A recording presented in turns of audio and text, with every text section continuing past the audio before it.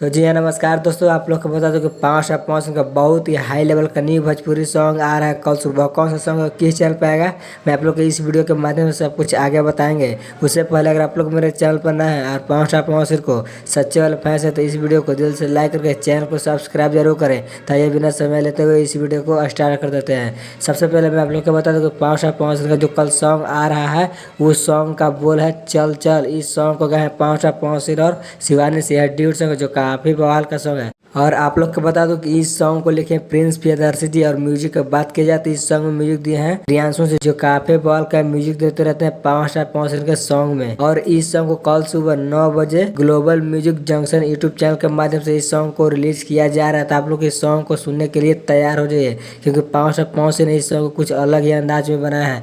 और आप लोग को बता दूं कि बड़ी बात यह है कि इस सॉन्ग में दिखाई देने वाले मॉडल के तौर पर डिम्पल्स जो कि 5 के फेवरेट हीरोइन मानी जाती है।